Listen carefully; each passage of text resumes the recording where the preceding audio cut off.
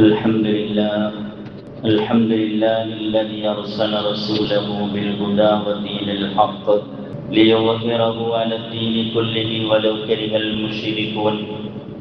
وصلى الله على محمد وعلى آله وصحبه وأتباعه أجمعين. أما بعد فأعوذ بالله من الشيطان الرجيم. بسم الله الرحمن الرحيم. اليوم أكملت لكم دينكم وأتممت عليكم نعمتي ورضيت لكم الإسلام دينا. പരിശുദ്ധ ഹജ്ജ് കർമ്മത്തിൻ്റെ വേളയിലാണ് ഹാജിമാരുള്ളത്. 1400 കൊല്ലങ്ങൾക്ക് മുമ്പ് അള്ളാഹുവിൻ്റെ റസൂൽ സല്ലല്ലാഹു അലൈഹി വസല്ലം 1.25 ലക്ഷം വരുന്ന സഹാബികളെ കൂട്ടി മദീനയിൽ നിന്നും ഇഹ്റാം ചെയ്ത് ഹജ്ജ് കർമ്മം പൂർത്തീകരിക്കുകയുണ്ടായി. ആ ഹജ്ജിന്റെ വേളയിൽ കൂടെയുണ്ടായിരുന്ന ഹാജിമാരായ സഹാബികളോട് നബി തിരുമേനി സല്ലല്ലാഹു അലൈഹി വസല്ലം ഒരു ആഹ്വാനം ചെയ്തു. ഖുദു അന്നി മനാസികക്കും, എൻ്റെ ഹജ്ജ് കർമ്മങ്ങൾ നോക്കി കണ്ട് വളരെ കൃത്യവും വ്യക്തവുമായി നിങ്ങൾ പഠിച്ചു മനസ്സിലാക്കിക്കൊള്ളണമെന്ന്. ഹജ്ജിന്റെ വേളയിൽ ഞാൻ ചെയ്യുന്നത് പോലെ നിങ്ങൾ ചെയ്യണമെന്നാണ് ആ പറഞ്ഞതിൻ്റെ അർത്ഥം. ആ ഹജ്ജിന്റെ വേളയിൽ നബി തിരുമേനി സല്ലല്ലാഹു അലൈഹി വസല്ലം അറഫയിലും മിനയിലുമായി വിവിധങ്ങളായ പ്രസംഗങ്ങൾ നടത്തിയത് ഹദീസുകളിൽ വരുന്നുണ്ട്.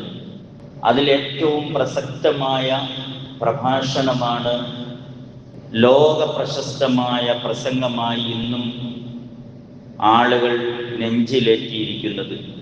ആ പ്രഭാഷണത്തിന് ഖുതുബത്തുൽ വദാ, വിടവാങ്ങൽ പ്രസംഗം എന്നാണ് ചരിത്രത്തിൽ രേഖപ്പെടുത്തിയിരിക്കുന്നത്. അല്ലാഹുവിൻ്റെ റസൂൽ സല്ലല്ലാഹു അലൈഹി വസല്ലമ അറഫയിലെ ജബലുർ റഹ്മയുടെ മുകളിലോ അതല്ല അതിൻ്റെ സമീപത്തോ, അതിൻ്റെ മുകളിലാണെന്നോ അതിൻ്റെ സമീപത്താണെന്നോ വ്യത്യസ്തമായ അഭിപ്രായങ്ങളുണ്ട്. എന്തായാലും ജബലുർ റഹ്മയിൽ കയറി നിന്നുകൊണ്ട് അറഫ സംഗമത്തിൻ്റെ അന്ന് വളരെ പ്രശസ്തമായ ഒരു പ്രഭാഷണം നടത്തി.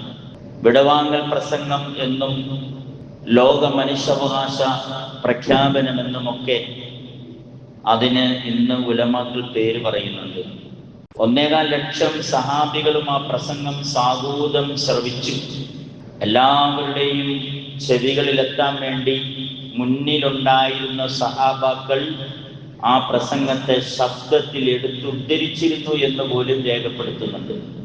ഏകദേശം 10 വിഷയങ്ങളാണ് ആ പ്രസംഗത്തിൽ നബി സല്ലല്ലാഹു അലൈഹി വസല്ലം മുന്നോട്ട് വെച്ചത്.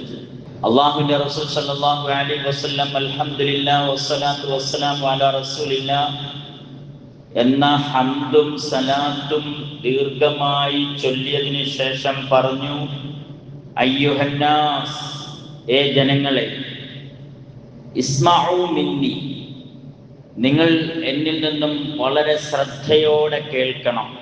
ഉബയ്യിനു ലക്കും, ഞാൻ നിങ്ങൾക്ക് വളരെ വ്യക്തമായി സ്പഷ്ടമായി പറഞ്ഞു തരികയാണ്. എന്തുകൊണ്ടാണ്? ഫഇന്നി ലാ അദ്രി ലഅല്ലി ലാ അൽഖാകും ബഅദ ആമി ഹാദാ ഫീ മൗഖിഫി ഹാദാ. ഒരുപക്ഷെ ഈ വർഷം കഴിഞ്ഞാൽ നമ്മൾ തമ്മിൽ കണ്ടുമുട്ടിക്കൊള്ളണമെന്നില്ല. ഈ നിൽക്കുന്ന സ്ഥലത്ത് വീണ്ടും നമ്മൾ സംഗമിച്ചു കൊള്ളണമെന്നുമില്ല.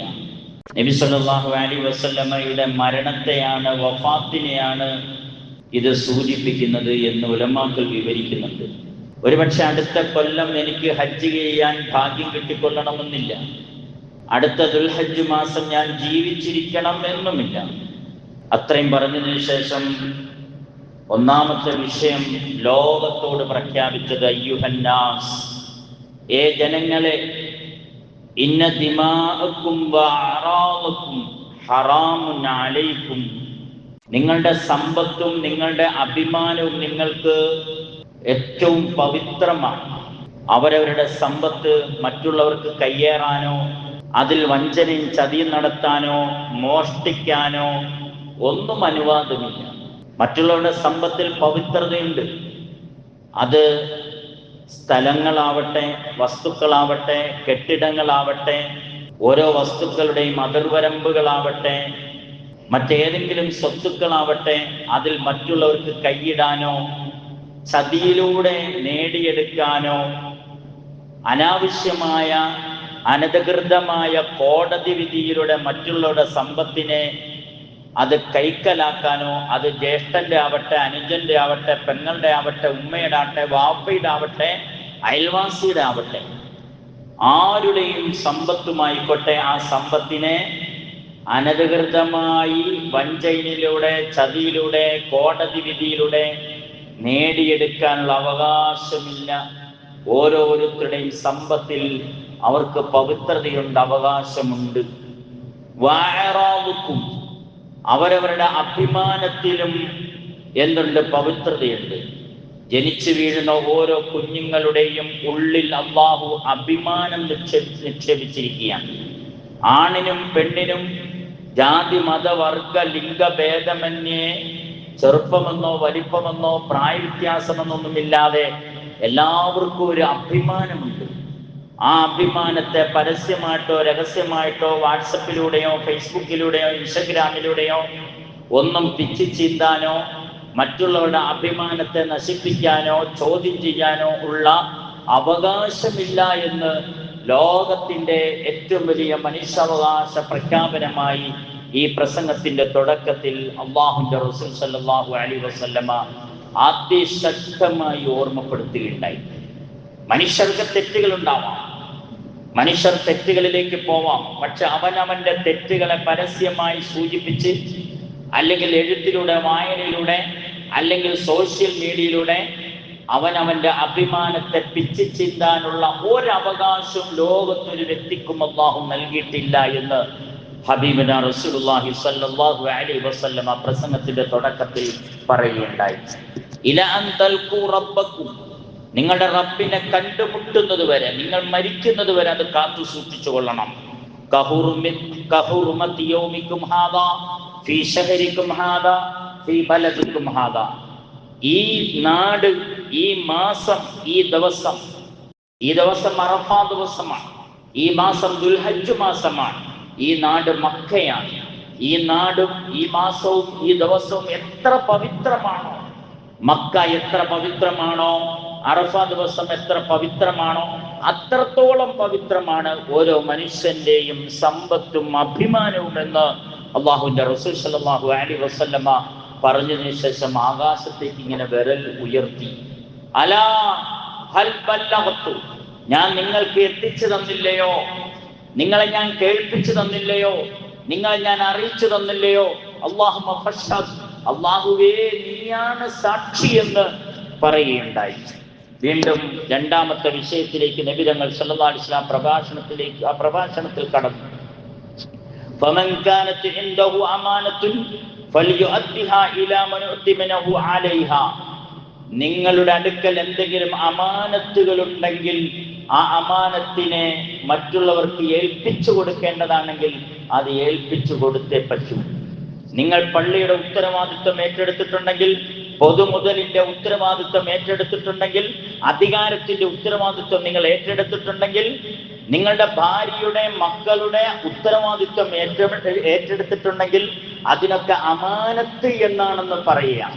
ആ അമാനത്തിനെ നശിപ്പിക്കാനോ ദുരുപയോഗം ചെയ്യാനോ ദുർവ്യയം ചെയ്യാനോ അതിൽ കൈയിട്ട് വാരാനോ അഴിമതി നടത്താനോ അനുവാദമില്ല എന്ന് ലോകത്തിന്റെ പ്രവാചകൻ 1400 കൊല്ലം മുമ്പ് പ്രഖ്യാപിക്കുകയാണ്. രാജ്യത്തിന്റെ ഭരണം, ഒരു പഞ്ചായത്തിന്റെ ഭരണം, ഒരു പഞ്ചായത്ത് മെമ്പറായിരുന്നാലും, ഒരു സംസ്ഥാനത്തിന്റെ മുഖ്യമന്ത്രിയായിരുന്നാലും, ഒരു രാജ്യത്തിന്റെ പ്രധാനമന്ത്രിയായിരുന്നാലും, രാജാവായിരുന്നാലും, സുൽത്താനായിരുന്നാലും, ആ രാജ്യത്തിന്റെ അമാനത്താണ് അയാളുടെ കയ്യിലുള്ളത്. അതിന്റെ പൊതുമുതല്, ഖജനാവ്, ട്രഷറി, ആ ട്രഷറിയിൽ കൈയിട്ട് വാരാനോ കോടികൾ സമ്പാദിക്കാനോ ലക്ഷങ്ങൾ സമ്പാദിക്കാനോ ഒരു പൈസ എടുക്കാൻ പോലുമുള്ള അവകാശമില്ല. അത് ഏൽപ്പിക്കേണ്ടതുപോലെ ഏൽപ്പിക്കണം. ആ അമാനത്തിനെ നിങ്ങൾ കൊണ്ടു നടത്തണം എന്ന് മുഹമ്മദ് റസൂലുള്ളാഹി സല്ലല്ലാഹു അലൈഹി വസല്ലം തങ്ങൾ ആ മനുഷ്യാവകാശ വിടവാങ്ങൽ പ്രഭാഷണത്തിൽ പറയുകയുണ്ടായി. മൂന്നാമത് നബി തങ്ങൾ സല്ലല്ലാഹു അലൈഹി വസല്ലം ആ പ്രസംഗത്തിൽ പറഞ്ഞു, വഇന്ന റിബൽ ജാഹിലിയത്തി മൗദൂഉൻ.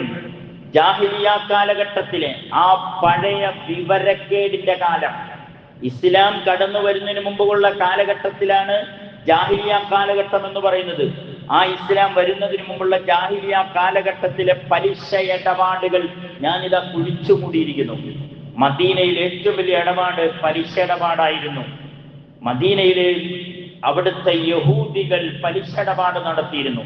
യഹൂദികളിൽ പലരും ഇസ്ലാമിലേക്ക് വന്നു, പിന്നെയും പലിശ ഇടപാടുകൾ നടത്തിയിരുന്നു.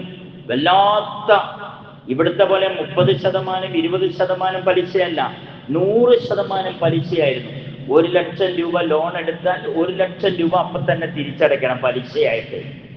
അത്ര വലിയ പലിശകൾ നടത്തിക്കൊണ്ടിരുന്ന, പലിശ ഇടപാടുകൾ നടത്തിക്കൊണ്ടിരുന്ന ഒരു വിഭാഗത്തോട് അല്ലാഹുവിന്റെ റസൂൽ സല്ലല്ലാഹു അലൈഹി വസല്ലം ദുൽഹജ്ജ് 9 അറഫയിൽ വെച്ച് പറഞ്ഞു, എല്ലാ പലിശ ഇടപാടുകളും ഞാനിതാ കുഴിച്ചു മൂടിയിരിക്കുന്നു. പലിശ ഇടപാടേ പാടില്ല, ലോൺ എടുക്കാൻ പാടില്ല, പണയപ്പെടുത്താൻ പാടില്ല, പലിശ അങ്ങോട്ടും കൊടുക്കരുത്, ഇങ്ങോട്ടും വാങ്ങരുത്, അത് എഴുതാൻ നിൽക്കരുത്, അതിൽ ജോലി ചെയ്യരുത്, അതിന് സാക്ഷികളാവരുത്, പലിശ ഇടപാടിന് സാക്ഷികളാവരുത്. ബാങ്കിൽ പോയി ലോൺ എടുക്കുമ്പോൾ അതിന്റെ സാക്ഷിപത്രത്തിൽ ഒപ്പിടാൻ പോലും പോകരുത്. അല്ലാഹുവിന്റെ റസൂൽ സല്ലല്ലാഹു അലൈഹി വസല്ലം തങ്ങൾ വളരെ വ്യക്തമായി പറഞ്ഞു, എല്ലാ പലിശ ഇടപാടുകളും ഞാനിതാ ഇവിടെ കുഴിച്ചു മൂടിയിരിക്കുന്നു എന്ന് പറയുകയുണ്ടായി. ജാഹിലിയ കാലഘട്ടത്തിലെ പ്രതികാരങ്ങൾ, അന്ന് ചെറിയ ചെറിയ കാര്യങ്ങൾക്ക് പോലും യുദ്ധം ചെയ്തിരുന്ന, വലിയ വലിയ വിപ്ലവങ്ങൾ നടത്തിയിരുന്ന, സംഘർഷങ്ങൾ നടത്തിയിരുന്ന ഒരു സമൂഹമായിരുന്നു. ആ പ്രതികാരങ്ങൾ ഇനി അങ്ങോട്ടും ഇങ്ങോട്ടും ചോദിക്കലുമില്ല, പറയലുമില്ല, പ്രതികാരം തീർക്കലുമില്ല. ആ കാലഘട്ടത്തിലെ മുഴുവൻ സംഘർഷങ്ങളുടെയും പ്രതികാരം നിർത്തലാക്കി ഞാനത് കുഴിച്ചു മൂടിയിരിക്കുന്നു എന്ന് നബി മുഹമ്മദ് മുസ്തഫ സല്ലല്ലാഹു അലൈഹി വസല്ലമ തങ്ങൾ ഖുത്ബത്തുൽ വദാ, ആ വിടവാങ്ങൽ പ്രസംഗത്തിൽ പറയുകയുണ്ടായി. എത്ര മഹത്തരമായ ഒരു പ്രഖ്യാപനമാണ്. നമുക്കറിയാം,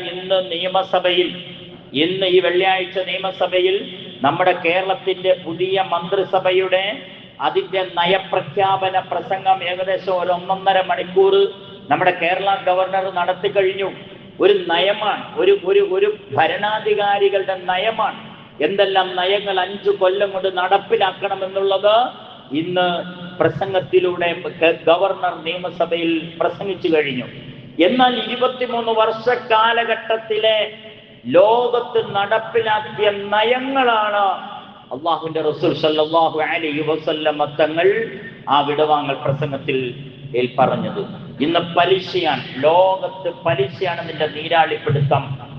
നമുക്കറിയാം, നമ്മുടെ കേരളം എത്രയോ ലക്ഷം കോടി പലിശയിലാണ്.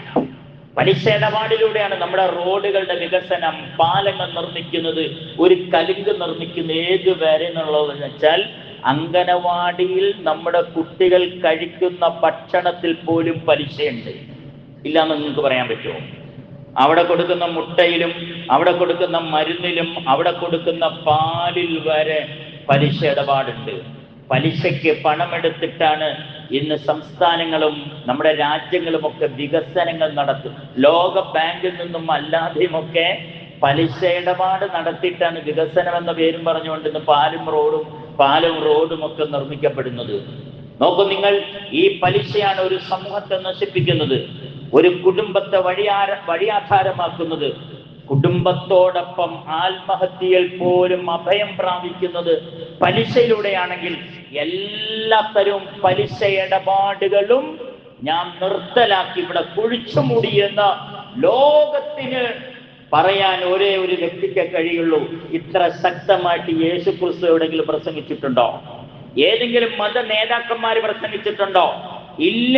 അത് ലോകത്തിന്റെ പ്രവാചകൻ മുഹമ്മദ് മുസ്തഫ സല്ലല്ലാഹു അലൈഹി വസല്ലമ തങ്ങൾ മാത്രമേ ഇത്ര ശക്തമായിട്ട് അങ്ങനെ ഒരു പ്രസംഗം നടത്തിയിട്ടുള്ളൂ. എന്നിട്ട് പറഞ്ഞു, ഒരു പ്രതികാര നടപടികളുമില്ല. കഴിഞ്ഞുപോയ പ്രതികാരങ്ങൾ തീർക്കാനുള്ളതല്ല നമുക്ക്, ആ പ്രതികാരങ്ങൾക്കെല്ലാം മാപ്പ് കൊടുത്തിരിക്കുന്നു എന്ന് നബി മുഹമ്മദ് മുസ്തഫ സല്ലല്ലാഹു അലൈഹി വസല്ലമ ആ വിടവാങ്ങൽ പ്രസംഗത്തിൽ പറയുണ്ടായി. وَإِنَّ الزَّمَانَ قَدْ اسْتَدَارَ كَهَيَّتِهِ يَوْمَ خَلَقَ السَّمَاوَاتِ وَالْأَرْضَ وَإِنَّ عِدَّةَ الشُّهُورِ عِندَ اللَّهِ 12 شَهْرًا فِي كِتَابِ اللَّهِ يَوْمَ خَلَقَ السَّمَاوَاتِ وَالْأَرْضَ مِنْهَا 4 حُرُمٌ 3 متواليات وواحد فرد ذو القعدة ذو الحجة ومحرم ورجب. അല്ലാഹുവിന്റെ റസൂൽ സല്ലല്ലാഹു അലൈഹി വസല്ലം വിടവാങ്ങ പ്രസംഗത്തിൽ അഞ്ചാമതായി ഈ ഉമ്മത്തിനെ കേൾപ്പിച്ചത് അതാണ്. എന്താണ് പറഞ്ഞത്? ഈ പ്രപഞ്ചം അതിങ്ങനെ കറങ്ങിക്കൊണ്ടിരിക്കുകയാണ്. സൂര്യൻ ഉദിക്കുന്നു, സൂര്യൻ അസ്തമിക്കുന്നു, നിലാവ് ഉദിക്കുന്നു, നിലാവ് അസ്തമിക്കുന്നു. നിലാവ് കാണുമ്പോൾ മാസം കണക്കാക്കുന്നു, അടുത്ത മാസം നിലാവ് കാണുമ്പോൾ അടുത്ത മാസത്തിലേക്ക് നമ്മൾ കടക്കുന്നു. ഇങ്ങനെ ലോകം ചുറ്റിക്കറങ്ങിക്കൊണ്ടിരിക്കുന്നു. രാവും പകലും, തണുപ്പും ചൂടും മഴയും ഇങ്ങനെ മാറി മാറി വരുന്നു. എന്നാൽ ഒരു വർഷത്തിൽ 12 മാസമുണ്ട്.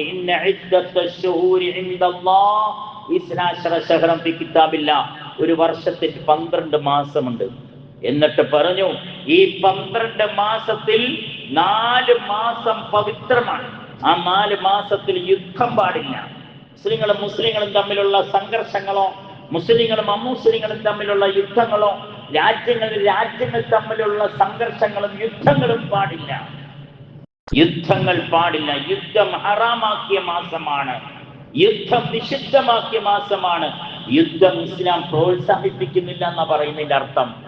ഇസ്ലാം യുദ്ധത്തെ പ്രോത്സാഹിപ്പിക്കുന്നില്ല. ഇസ്ലാം യുദ്ധത്തിനോട് താല്പര്യം പ്രകടിപ്പിക്കുന്നില്ല. പിന്നെ നിലനിൽപ്പിന് വേണ്ടി, രാജ്യത്തിന്റെ മുസ്ലിങ്ങളുടെ നിലനിൽപ്പിന് വേണ്ടി പോരാട്ടങ്ങളെ ഇസ്ലാം പ്രോത്സാഹിപ്പിക്കുകയും അതിന് വമ്പൻ പ്രതിഫലം അതിന് വാഗ്ദാനം ചെയ്തിട്ടുമുണ്ട്. എന്നിട്ട് പറഞ്ഞു, ഈ 12 മാസത്തിൽ 4 മാസത്തിൽ യുദ്ധം പാടില്ല.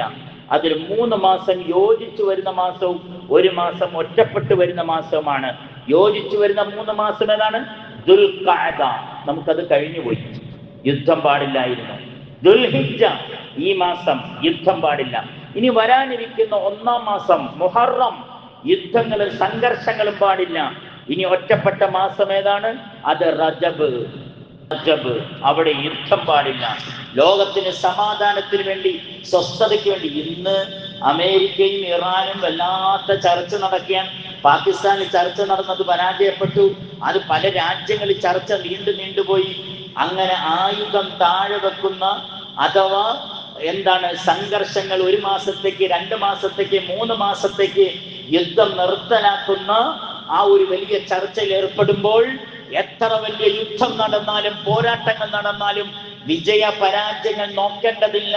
4 മാസം നിങ്ങൾ യുദ്ധം നിർത്തിക്കൊള്ളണമെന്ന് ലോകത്തിന്റെ പ്രവാചകൻ ലോക സമാധാനത്തിന് വേണ്ടി അറഫയുടെ അന്ന് ദുൽഹജ്ജ് 9 ലോകത്തിന്റെ മുമ്പിൽ പ്രഖ്യാപിക്കുകയുണ്ടായി. ഇനി നബി തങ്ങൾ 6-ാമത് പറഞ്ഞത്, അമ്മാ ബഅദ് അയ്യുഹന്നാസ് ഇന്ന ലിനിസാഇകും അലൈക്കും ഹഖ്ഖ വലക്കും അലൈഹിന്ന ഹഖ്ഖുൻ ഫഅലൈക്കും റിസ്ഖഹുന്ന വകിസ്വതുഹുന്ന ബിൽ മഅറൂഫ് ഫഇന്നഹുന്ന ഇൻദകും അവാനുൻ. സ്ത്രീകളോട് നിങ്ങൾക്ക് ബാധ്യതയുണ്ട്. സവ്വജതുക വഅൻകഹതുക എന്ന് അല്ലാഹുവിന്റെ കലിമത്ത് പറഞ്ഞുകൊണ്ട് നിങ്ങൾ വിവാഹം കഴിച്ച നിങ്ങളുടെ പെണ്ണുങ്ങളോട്, നിങ്ങളുടെ ഭാര്യമാരോട് നിങ്ങൾക്ക് ബാധ്യതയുണ്ട്. ഭാര്യമാർക്ക് ഭർത്താക്കന്മാരോട് ഉത്തരവാദിത്വമുണ്ട്. ലോകത്തെ ഏറ്റവും നല്ല കുടുംബജീവിതം, സ്വസ്ഥവും ശാന്തവുമായ ഒരു കുടുംബജീവിത വ്യവസ്ഥയ്ക്ക് വേണ്ടി ലോകത്തെ ഏറ്റവും വലിയ മനുഷ്യാവകാശ പ്രഖ്യാപനം മുഹമ്മദ് റസൂലുള്ളാഹി സ്വല്ലല്ലാഹു അലൈഹി വസല്ലം നടത്തുകയുണ്ടായി. ശ്രദ്ധിക്കണേ, കുടുംബ ജീവിതത്തിലൂടെയാണ് സമാധാനം. പണമല്ല നമുക്ക് സമാധാനം തരുന്നത്. 4000-6000 സ്ക്വയർ ഫീറ്റ് വീടുണ്ട്, 3 കാറ് കിടപ്പുണ്ട്, വിശാലമായ പൂന്തോട്ടവും ഒക്കെ ഉണ്ട്. പക്ഷെ കുടുംബി അത് സമാധാനം തരുന്നില്ല. കുടുംബ ജീവിതത്തിൽ സ്വസ്ഥതയില്ലെങ്കിൽ 4000 സ്ക്വയർ ഫീറ്റ് വിശാലമായ വീടുണ്ടായിട്ട് വല്ല കാര്യമുണ്ടോ? അതുകൊണ്ട് ഭാര്യ ഭർത്തൃ ജീവിതത്തിൽ സ്വസ്ഥതയും സമാധാനം വേണോ? ഭാര്യയ്ക്ക് ഭർത്താവിനോടും ഭർത്താവിന് ഭാര്യയോടും ചില ബാധ്യതകളുണ്ട്. എന്നിട്ട് പറഞ്ഞു, നിങ്ങളുടെ ഭാര്യയുടെ ബെഡ്റൂമിലേക്ക്, നിങ്ങളുടെ ഭാര്യയുടെയും ഭർത്താവിന്റെ ബെഡ്റൂമിലേക്ക് അനധികൃതമായ ഒരാളും കടന്നു വരാൻ പാടില്ല. നിങ്ങൾക്ക് താല്പര്യമില്ലാത്ത ഒരാളെ വീട്ടിന്റെ അകത്തേക്ക് കയറ്റരുത്. സംശയാസ്പദമായ ഒരു വ്യക്തിയെ, അയാൾക്ക് പ്രശ്നങ്ങളുണ്ട്, സംശയാസ്പദമായ ഒരു വ്യക്തിയെ വീട്ടിന്റെ അകത്തേക്ക് പ്രവേശിപ്പിക്കരുത് എന്ന് റസൂലുള്ളാഹി സ്വല്ലല്ലാഹു അലൈഹി വസല്ലം ആ പ്രസംഗത്തിൽ പറഞ്ഞു. എന്നിട്ട് പറഞ്ഞു, ഫഅലൈക്കും റിസ്ഖഹുന്ന, നിങ്ങളുടെ ഭാര്യമാർക്ക് ഭക്ഷണം കൊടുക്കണം. വകിസ്വതുഹുന്ന, ഭാര്യമാർക്ക് തുണി വാങ്ങിച്ചു കൊടുക്കണം. ബിൽ മഅറൂഫ്, നല്ല രൂപത്തിൽ അവർക്ക് വീട് വെച്ചു കൊടുക്കണം. കല്യാണം കഴിഞ്ഞിട്ട് ഭാര്യ ചോദിക്കുക, വീട് എവിടെ? വീടെവിടെ? എനിക്ക് വീട് വേണമെന്ന് ഭാര്യ പറഞ്ഞാൽ ഭർത്താവ് വീട് വെച്ചു കൊടുക്കൽ അവന്റെ ബാധ്യതയാണ്. അതല്ലാതെ നിന്റെ അത്താനോട് പോയി ചോദിക്കുക. നിന്നെ കെട്ടിക്കൊണ്ട് വന്നിട്ട് സ്വർണവും പൊന്നും പണമൊന്നും തന്നിട്ടില്ല, അത്താനോട് പോയി ചോദിക്കുക വീടും സ്വർണവും പൊന്നും എന്നല്ല പറയേണ്ടത്. പെണ്ണിന്റെ അത്ത അല്ല ഉണ്ടാക്കി കൊടുക്കേണ്ടത്. നീ പെണ്ണ് കെട്ടാൻ നിനക്ക് മാന്യതയുണ്ടെങ്കിൽ നിന്റെ ഭാര്യയ്ക്ക് നീ വസ്ത്രം കൊടുക്കണം, നിന്റെ ഭാര്യയ്ക്ക് നീ സുഭിക്ഷമായ ഭക്ഷണം കൊടുക്കണം, നല്ല വസ്ത്രം വാങ്ങി കൊടുക്കണം. നീ നല്ല വസ്ത്രം ധരിച്ചു, എന്താണ് ഒരു മീറ്റർ 1500 2500 വിലയുള്ള നല്ല തുണി ധരിച്ചു, ഭാര്യയ്ക്ക് വാങ്ങിച്ചു കൊടുത്തില്ല. നീ ചങ്ങനാശ്ശേരിയിലും തിരുവല്ലായിലും പോയിട്ട് നല്ല കുഴിമന്തിയും അൽഫാമും കഴിച്ചു, അവള് വീട്ടിൽ നല്ല ഭക്ഷണം കഴിച്ചില്ല. നീ ഭർത്താവല്ലടോ. അള്ളാഹുവിന്റെ റസൂൽ സല്ലല്ലാഹു അലൈഹി വസല്ലം പറഞ്ഞു, നീ ഏത് ഭക്ഷണം കഴിക്കുന്നോ അത് നിന്റെ ഭാര്യയ്ക്കും കൊടുക്കണം. നീ എത്ര നല്ല വസ്ത്രം ധരിക്കുന്നോ അത് നിന്റെ ഭാര്യയ്ക്ക് കൊടുക്കണം. ഭാര്യമാർക്ക് വീടും വെച്ചു കൊടുക്കണം. ഭാര്യമാരെ കെട്ടിക്കൊണ്ടുവരുമ്പോൾ, പെണ്ണുങ്ങളെ കെട്ടിക്കൊണ്ട് വീട്ടിൽ വരുമ്പോൾ അവരുടെ കണ്ണിൽ നിന്ന് ഒരു തുള്ളി കണ്ണുനീര് വരാതെ നോക്കിക്കൊള്ളണേ.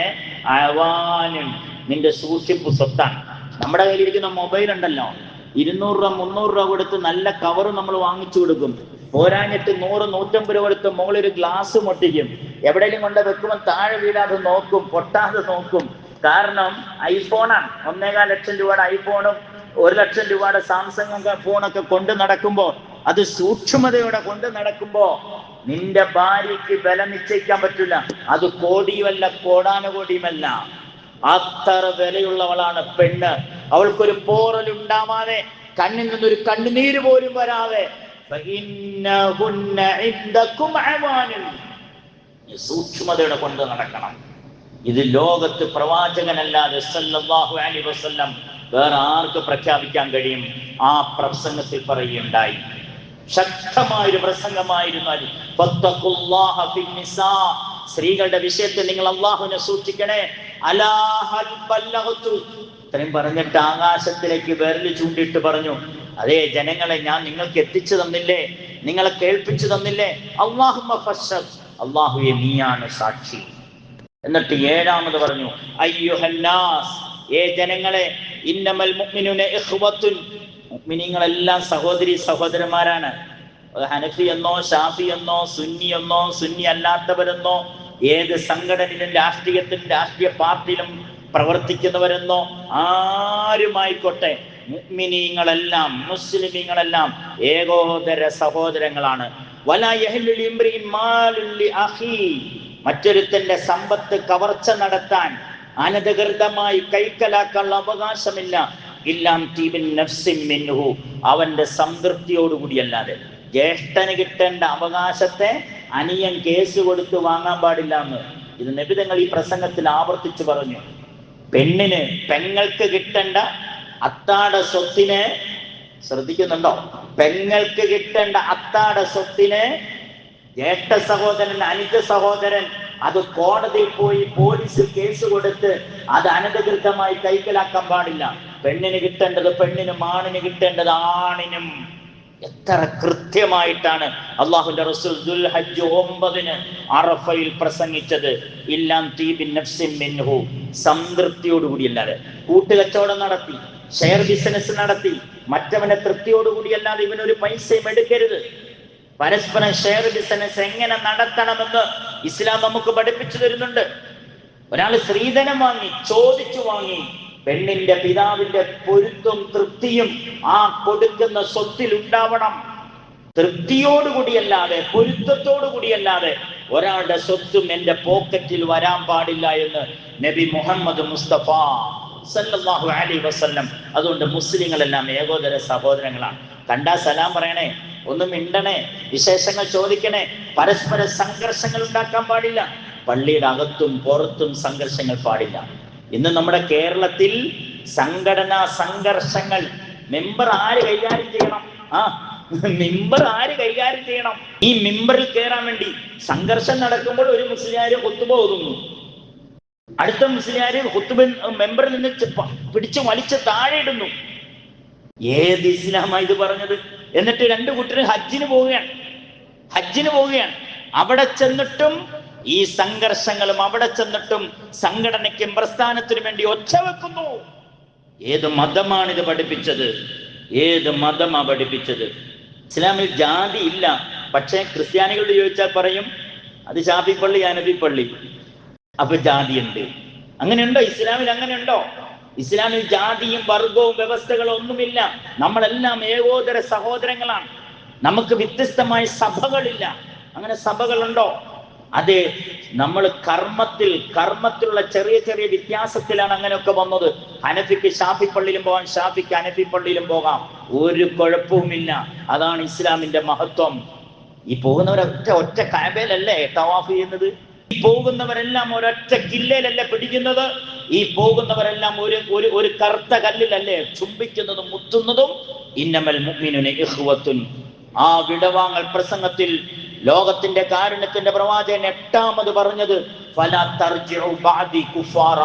ഞാൻ മരിച്ചു പോകും, ഞാൻ വഫാത്താകും, എനിക്ക് ശേഷം നിങ്ങൾ ചിന്ന ഭിന്നമായി ഷിയ മുസ്ലിം എന്നും സുന്നി മുസ്ലിം എന്നും ഒക്കെ ഭിന്നമായി പോവരുതേ. ഫലാ തർജിഉ ബഅദി കുഫാറ. നിങ്ങൾ മുർത്തദ്ദായി പോവരുത്, ഇസ്ലാമിന്റെ പുറത്തു പോവരുത്. യദ്രിബു ബഅദുകും റികാബ ബഅദ്. പരസ്പരം പെരടി വെട്ടുന്നവരായി, ആയുധങ്ങൾ എടുക്കുന്നവരായി, സംഘർഷങ്ങൾ ഉണ്ടാക്കുന്നവരായി നിങ്ങൾ ഭിന്നിച്ചു പോവരുത്. നിങ്ങൾക്കറിയുമോ, ലോകം ഭിന്നിച്ചു. ഏറ്റവും വലിയ ഭിന്നിപ്പാണ് മുസ്ലിങ്ങളുടെ ഇടയിലുണ്ടായ ഭിന്നിപ്പാണ് ഷിയ മുസ്ലിം, സുന്നി മുസ്ലിം. എന്തെല്ലാം സംഘർഷങ്ങൾ ലോകത്തുണ്ടായി. സഹാബക്കളുടെ കാലഘട്ടം മുതൽ തന്നെ ഉണ്ടായി. അതിലേക്കൊന്നും പോകാനും വിശദീകരിക്കാനും ഒട്ടും താല്പര്യപ്പെടുന്നില്ല. അത്രയേറെ സംഘർഷങ്ങൾ ഉണ്ടായി. ഹുസൈൻ റളിയല്ലാഹു അൻഹുവിന്റെ വധം പോലും ഈ ഒരു രംഗത്താണ് ഉണ്ടായത്. പരസ്പരം ആയുധങ്ങൾ എടുക്കുന്നവരായി, വെട്ടിക്കീറുന്നവരായി. മുസ്ലിമിങ്ങളെ, നിങ്ങൾ മുർത്തദ്ദായി കാഫിറുകളായി പോവരുത് എന്ന് ആ വിടവാങ്ങൽ പ്രസംഗത്തിൽ പറഞ്ഞു. എന്നിട്ട് ഇങ്ങനെയും കൂടി പറഞ്ഞു, ഫിന്നി തറത്തു ഫീകും മാ ഇൻ അഖദതും ബിഹി ലം തളില്ലു ബഅദഹു കിതാബല്ലാഹി വസുന്നത നബി.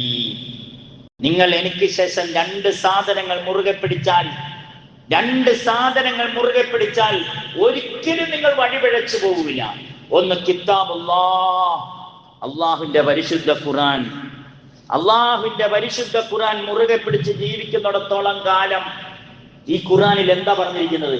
ഈ 6666 ആയത്തുകളിൽ 114 സൂറത്തുകളിൽ എന്തു പറഞ്ഞോ അതനുസരിച്ച് നിങ്ങൾ ജീവിച്ചാൽ, ഈ ഖുർആന്റെ വിശദീകരണമാണ് ഹദീസ്. സുന്നത്ത റസൂലില്ല, അള്ളാന്റെ റസൂലിന്റെ ഹദീസ്. ആ ഹദീസുകൾ രേഖപ്പെടുത്തിയ 6 കിതാബുകളുണ്ട്. സഹീഹുൽ ബുഖാരി, സഹീഹുൽ മുസ്ലിം, തിർമിദി, ഇബ്നു മാജ, അഹ്മദ് തുടങ്ങിയിട്ടുള്ള എത്രയോ ഹദീസ് കിതാബുകൾ. ഈ ലക്ഷക്കണക്കിന് ഹദീസുകൾ, ആയിരക്കണക്കിന് പേജുകൾ എഴുതിയിരിക്കുന്ന ലക്ഷക്കണക്കിന് ഹദീസുകൾ ഈ ഖുർആന്റെ വിശദീകരണമാണ്. ഇത് രണ്ടും മുറുകെ പിടിച്ച് ജീവിച്ചാൽ നിങ്ങൾ വഴിപിഴച്ചു പോവുകയില്ല, വഴിതെറ്റിപ്പോവുകയില്ല. കിതാബുല്ലാഹി വസുന്നത്ത് നബി. ഇത്രയും പറഞ്ഞിട്ട് ആ ദുൽഹജ്ജ് 9 അറഫ പ്രസംഗത്തിൽ നബി തങ്ങൾ പറഞ്ഞു, അലാ ഹൽ ബല്ലഗ്തു. ജനങ്ങളെ, ഞാൻ നിങ്ങൾക്ക് എത്തിച്ചു തന്നോ? അല്ലാഹുമ്മ ഫശ്ഹദ്. ഈ വിരൽ ആകാശത്തേക്ക് ചൂണ്ടിട്ടാ പറഞ്ഞത്, അല്ലാഹുവേ നീയാണ് സാക്ഷി.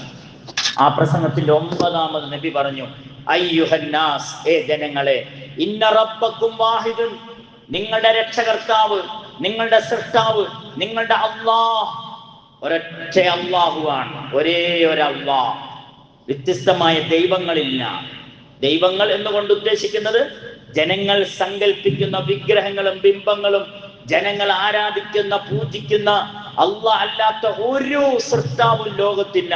നിങ്ങളുടെ അല്ലാഹ് ഒരേ ഒരാള്. ഇന്ന അബാക്കും വാഹിദുൻ.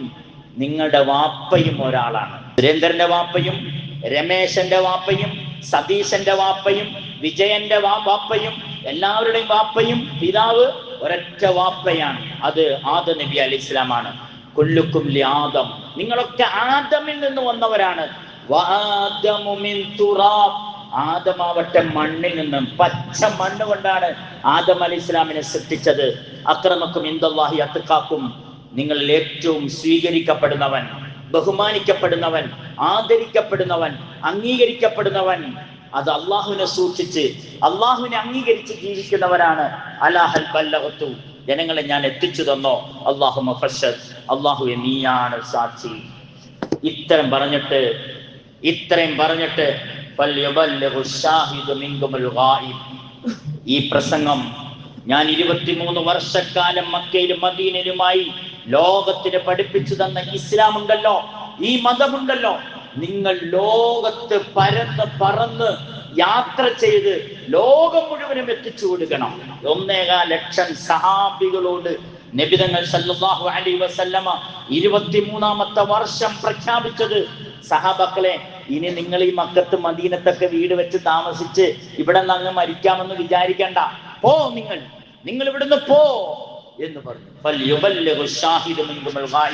ഇവിടെ ഇല്ലാത്തവർക്ക് ഇവിടെ ഉള്ളവർ പോയി എത്തിച്ചു കൊടുക്കട്ടെ. മക്കയിലും മദീനയിലും മാത്രം ഒതുങ്ങി നിന്ന മതമായിരുന്നു ഇസ്ലാം. ഈ ശരീഅത്ത് മക്കത്ത് മദീനത്ത് മാത്രം ഒതുങ്ങി നിന്ന ഈ മതം ചൈനയിലെത്തി, യൂറോപ്യൻ രാജ്യങ്ങളിലെത്തി, ഇന്ത്യ മഹാരാജ്യത്തിൽ മുഹമ്മദ് ബിൻ ഖാസിം അസ്-സഖഫി സഹാബിയാണ്. അദ്ദേഹം ഈ രാജ്യത്തേക്ക് വന്നു. മാലിക് ബിൻ ദീനാർ കൊടുങ്ങല്ലൂരും മറ്റുമൊക്കെ അടങ്ങിയിരിക്കുന്നു. അവർ ഈ ദീൻ എത്തിക്കാൻ, ഈ മതം എത്തിക്കാൻ ഇന്ത്യ മഹാരാജ്യത്ത് വന്നു. സഹാബാക്കൾ വന്നു. എത്രയോ സഹാബാക്കൾ ലോകം മുഴുവൻ സഞ്ചരിച്ചു. റഷ്യയിലേക്ക് പോയി, റഷ്യൻ രാജ്യങ്ങളിലേക്ക് പോയി, വ്യത്യസ്തമായ ലോകങ്ങളിലേക്ക് അവർ പോയി. നോക്കൂ നിങ്ങൾ, 1.25 ലക്ഷം സഹാബികളുടെ ഖബർ മക്കത്തുണ്ടോ?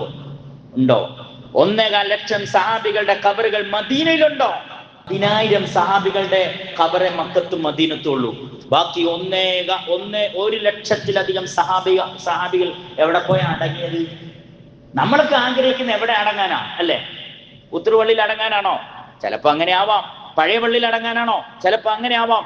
നമ്മളൊക്കെ ആഗ്രഹിക്കുന്ന മദീനത്ത് പോയി മരിക്കണമെന്നാണ്. ആയിക്കോട്ടെ, അൽഹംദുലില്ലാഹ്, നല്ല കാര്യം. പക്ഷെ സഹാബാക്കൾ ആഗ്രഹിച്ചത് മദീനത്തും അടങ്ങണമെന്നല്ല. സഹാബാക്കൾ ആഗ്രഹിച്ചത് ഈ ദീൻ, ഈ മതം ലോകം മുഴുവനും എത്തിച്ച് യാത്ര ചെയ്ത് എവിടെയാണോ മരിക്കുന്നത് അവിടെ മരിക്കണം. എന്റെ ഖബർ അവിടെ ആയിരിക്കണം.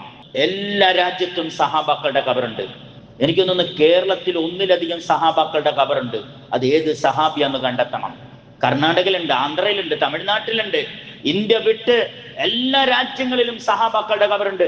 അല്ലെങ്കിൽ 1 ലക്ഷത്തിലധികം സഹാബാക്കൾ എവിടെ പോയി അടങ്ങാനാണ്? ഈ മതം കേൾക്കാത്തവർ അവർക്ക് എത്തിച്ചു കൊടുക്കട്ടെ, കേട്ടവർ എത്തിച്ചു കൊടുക്കട്ടെ എന്ന് പറഞ്ഞപ്പോൾ സഹാബാക്കൾ പറഞ്ഞു,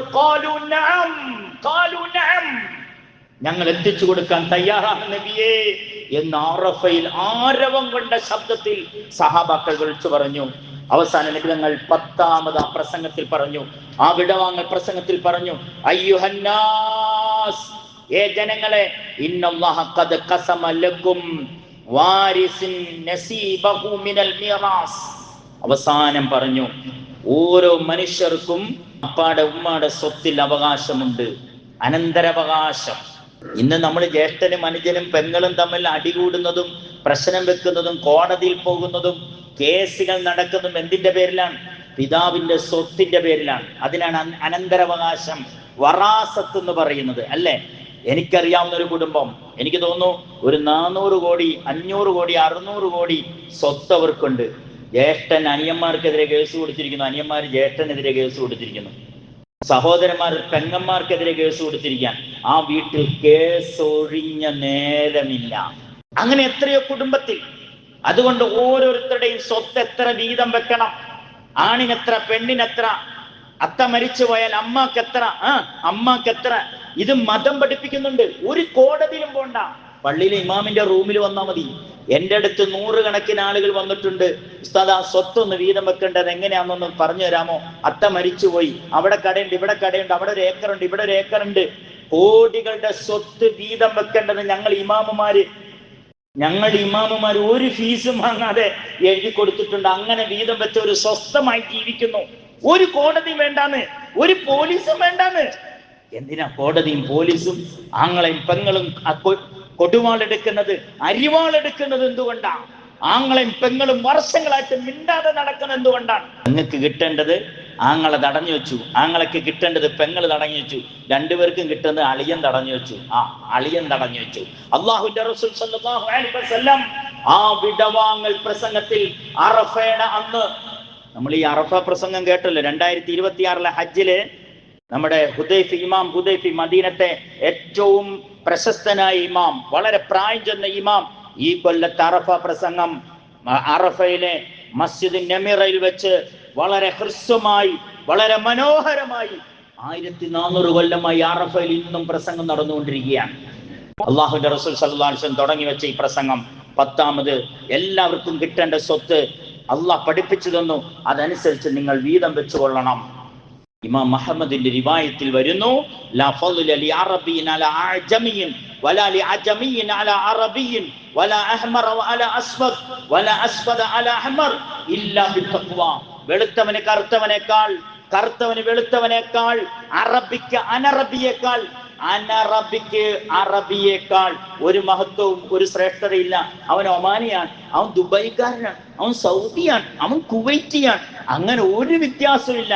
കുവൈറ്റിയും ഇന്ത്യക്കാരനും അഫ്ഗാനികളും ഇറാനികളും ഇറാഖികളും ഒക്കെ അള്ളാഹുവിന്റെ മുമ്പിൽ തുല്യരാണ്.